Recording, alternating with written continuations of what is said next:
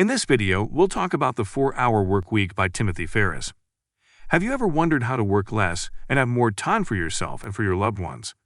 Are you fed up with your 9-to-5 job? With your boss? Do you want to live fully now rather than work hard now and enjoy life later, after retirement? Then the book The 4-Hour Workweek by Timothy Ferris, the renowned entrepreneur, is for you. This life-changing book will help you as an individual or as a businessman or woman redefine your concept of work and change your habits. It is a practical and inspiring guide to creating an ideal lifestyle that prioritizes freedom and self-fulfillment while creating an income for yourself. You will learn how to live your life full of leisure and adventure now, not after retirement, while still earning the big bucks. So let's dive in deeper immediately and give you Tim's recipe for creating a life that allows working better and having more time and freedom, a billionaire's lifestyle without necessarily having as much money in the bank. The book is divided into 4 main sections. The first section is titled D is for Definition. It will help you define what you want to achieve regarding your career, business, and personal life. It will help you determine and identify where you are now and where you intend to be. In this section, Tim Ferris focuses on what he calls the new rich, and how they can be separated from the crowds based on the kind of goals they set. Their goals always show the kind of priorities they have in their lives. The new rich define their goals, not by the ways others define them, but simply by metrics that will help them achieve what they desire. They understand themselves and their environment, and the need for them to improve their lives, and then act towards it. They also know it is important to separate time from income. The new rich have a few rules that change the rules. 1. You can multiply your money based on the number of W's that you control in your life. The W's are what you do, when you do it, where you do it, and with whom you do it. Proper understanding of these W's is the first step to goal setting and achieving your dreams in life. 2. Retirement is the worst form of insurance. As an entrepreneur, you must ensure that you are not living your life and running your business to the sole aim of retirement. 3. Most people think more work means more money. That is wrong. Do the minimum to get the maximum. A good work is not measured by the time spent on doing it. As Tim Ferris phrases it, focus on being productive instead of busy. 4. Work on increasing your strengths rather than fixing your weaknesses. This is the only way to convert your efforts into real results. Fixing your weaknesses will at best become mediocre. 5. Relative income is more important than absolute income. Let's take 2 guys. Wolf earns $50,000 a year. Dan works 80 hours per week, and Bob works 10 hours per week. Bob is clearly richer than Dan. His hourly rate is 8 times higher. This is the difference between relative income, which takes into account time and money, and absolute income, which only considers money. 6. Timing is never right. Let me explain. Conditions are never perfect. As Tim phrases it, someday is a disease that will take your dreams to the grave with you. If something is important to you and you want to do it eventually, just do it and correct the course along the way. Do not wait for all best conditions to be reached because they never will. 7. Fear is an optimistic denial. Many people choose unhappiness over uncertainty. Define your fear and ask yourself, what's the worst that could happen? How likely is it to happen? How can I repair the damage if it does happen? This will help you identify what you put off out of fear and take the necessary actions. Remember Tim's saying, what we most fear doing is usually what we most need to do. 8. Know the things that will lead you to growth, and work on achieving them. Be aware that if you don't pursue what excites you, you will regret your actions in 5 to 10 years. 9. 99% of people grow up convinced that they cannot achieve great things. That is why they settle for mediocre living. To achieve great things, the best question to ask yourself isn't what do I want, but what would excite me? To answer this, ask yourself, what you would do if there were no way you could fail? What you would do if you had $100 million? What are the 4 dreams that would change it all? Determine the cost of these dreams and your target monthly income. Determine 3 steps to reach each of these 4 dreams for the next 6 months. Then set simple and well-defined actions for now, tomorrow, and other days. This will give you the drive to start acting and reach your goals. 10. Remember that the most important actions are never comfortable, but there is a direct correlation between an increased sphere of comfort and getting what you want. Tim Ferris says, a person's success in life can usually be measured by the number of uncomfortable conversations he or she is willing to have. We will now see the second section of the book, Section E, but before that, If you are interested in investing in the stock market, you can copy my investment portfolio, which has an average growth of 17.89% per year since 1998. You can copy-paste what I do, with less than an hour work per month, by clicking the link in the description of this video. The second section of the book is titled E is for Elimination. It will help you eliminate some mundane activities and streamline your tasks to do only what you need to do, and thereby get your productivity up. It enables you to identify critical tasks and eliminate unnecessary ones to create time and freedom. 1. We often instinctively try to do more every day to look busy. Doing more is often used as a distraction to avoid important and uncomfortable actions. Stop trying to do more every day. What you do will always be more important than how you do it, or as Tim Ferris says, doing something unimportant well does not make it important, and requiring a lot of time does not make a task important. 2. Forget about time management. Use the Pareto principle instead. 20% of your input is responsible for 80% of your outcomes. To be productive, you need to identify the tasks that give you the most income and limit your work to those important tasks to increase output. 3. You also need to take into account Parkinson's law. According to Parkinson's law, a task will swell in perceived importance and complexity in relation to the time allotted for its completion.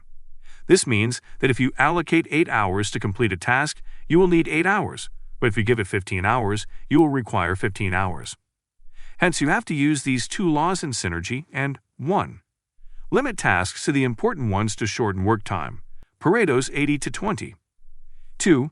Shorten work time to limit tasks to the important, Parkinson's. 4.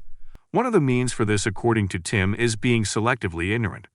This means ignore or redirect all information and interruptions that are irrelevant, unimportant, or unactionable, most or all 3. This means avoid information and time overload because they are irrelevant to your goals and time-consuming.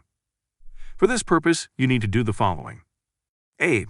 Go on regular media fasting. Spend 1 week without social media, newspapers, television, magazines, etc. You are only allowed 1 hour for pleasure viewing, and no web surfing unless it is necessary to complete the job you have done for the day. B. Only consume important information. During your daily activities, figure out if you will use this information, if it is relevant, important, and actionable. C. Interrupt interruptions, and learn the art of refusal.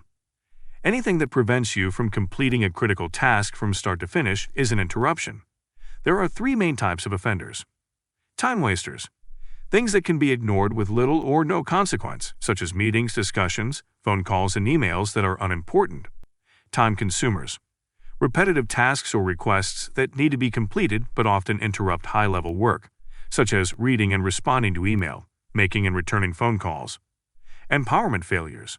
When someone needs approval to make something small happen, such as fixing customers' problems, lost shipment, damaged shipment, etc. There are several ways to fight those interruptions. Reduce the consumption and production of unnecessary emails, phone calls, and content. Limit your screen time.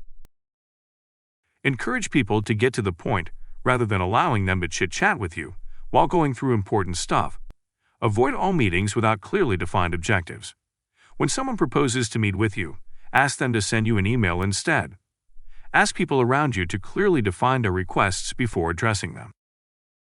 The third section, A is for Automation, helps you to identify ways to automate and delegate tasks to help you free up time. Outsourcing is one of the major skills you need as a business person and in life generally.